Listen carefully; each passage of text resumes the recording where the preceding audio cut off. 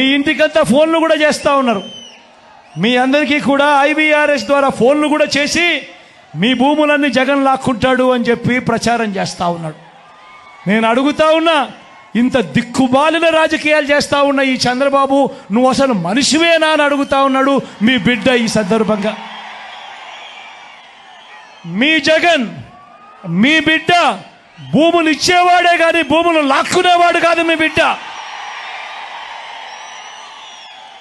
అసలు చంద్రబాబు నాయుడు అడుగుతా ఉన్నా, అయ్యా అసలు నీకు ల్యాండ్ టైటిలింగ్ యాక్ట్ అంటే ఏమిటో తెలుసా చంద్రబాబు అని అడుగుతా ఉన్నా.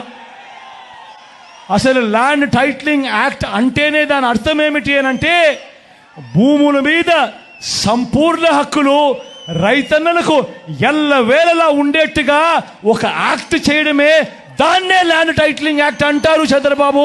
ఫస్ట్ అది తెలుసుకో అని అడుగుతా ఉన్నా.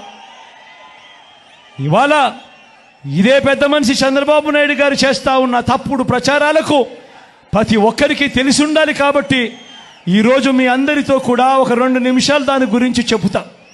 ఈ ల్యాండ్ టైటిలింగ్ యాక్ట్ అన్నది రాబోయే రోజుల్లో ఒక పెద్ద సంస్కరణ అవుతుంది.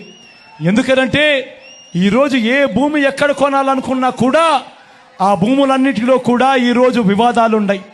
ఆ భూముల్లో ఎక్స్టెంట్ అన్నా తక్కువ ఉంటుంది, సబ్ డివిజన్ అన్నా జరగకపోయి ఉంటుంది, సర్వేలన్నా జరగకపోయి ఉంటాయి, రికార్డులన్నీ అప్డేట్ కాకపోయి ఉంటాయి.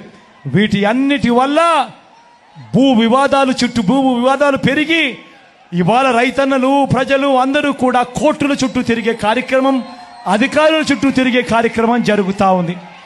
మీ బిడ్డ రాబోయే రోజుల్లో చెయ్యాలనుకునే సంస్కరణ ఏమిటి అంటే, ఏ రైతన్నా కూడా, ఏ ఒక్కరు అయినా కూడా వాళ్ళ భూముల కోసము ఎవరి చుట్టూ తిరగాల్సిన పని ఉండకూడదు. ఏ కోర్టుకు వివాదాలకు సంబంధించిన ఏ కోర్టుకు వెళ్లాల్సిన పరిస్థితి ఆ భూముల మీద వాళ్ళకు సంపూర్ణ హక్కులు వాళ్లకు కల్పిస్తూ, ఆ భూముల మీద ఏదైనా వివాదం ఉంటే ఆ వివాదాన్ని గవర్నమెంట్ గ్యారంటీ ఇస్తూ, వివాదం లేదు ఈ భూములు అని చెప్పే ఒక సంస్కరణ తీసుకుని రావాలని మీ బిడ్డ ఆలోచన. మీ బిడ్డ ఆలోచన ఆ భూముల మీద ఏదైనా వివాదం ఉంటే ఆ వివాదానికి ఏకంగా ఇన్సూరెన్స్ కూడా చేసి ఎటువంటి వివాదము కూడా ఉండకుండా చూడాలి అనేదే మీ బిడ్డ.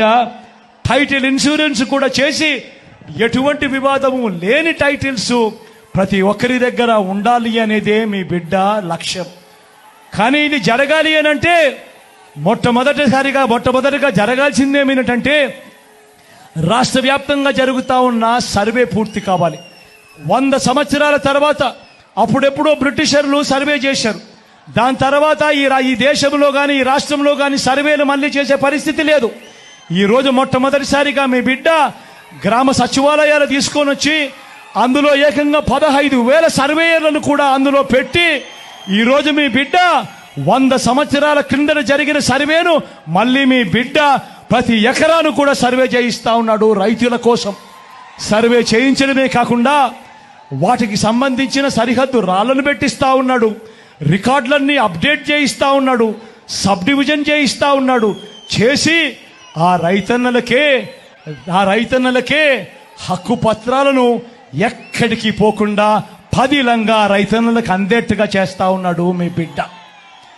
ఇవన్నీ కూడా పూర్తయిపోయిన తర్వాత కానీ రాష్ట్రంలో 17,000కు సంబంధించిన రెవెన్యూ గ్రామాలుంటే ఇప్పటిదాకా 6,000 రెవెన్యూ గ్రామాలు మాత్రమే పూర్తయ్యాయి.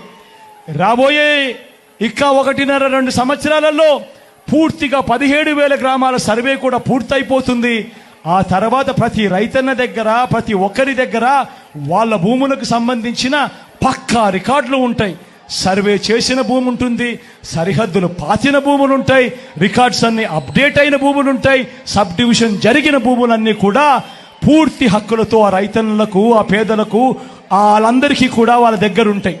అటువంటి పరిస్థితిలో ఆ పరిస్థితి వచ్చిన తర్వాత ఈ ల్యాండ్ టైటిలింగ్ యాక్ట్ తీసుకొని వచ్చి ఏ స్థాయిలోకి తీసుకొని పోతామోనంటే, ఆ భూములకన్నిటికీ వివాదాలు ఏదైనా వస్తే ప్రభుత్వం గ్యారంటీ అని చెప్పే పరిస్థితిలోకి తోడుగా ఉండే కార్యక్రమమే ఈ ల్యాండ్ టైటిలింగ్ యాక్ట్ అన్నది. ప్రతి ఒక్కరూ కూడా తెలుసుకోమని కోరుతూ, చంద్రబాబు చెప్పే అబద్ధాలు, చంద్రబాబు చేసే మోసాలను ఏ ఒక్కరు కూడా నమ్మొద్దు అని చెప్పి ప్రతి ఒక్కరిని కూడా ప్రార్థిస్తా ఉన్నా.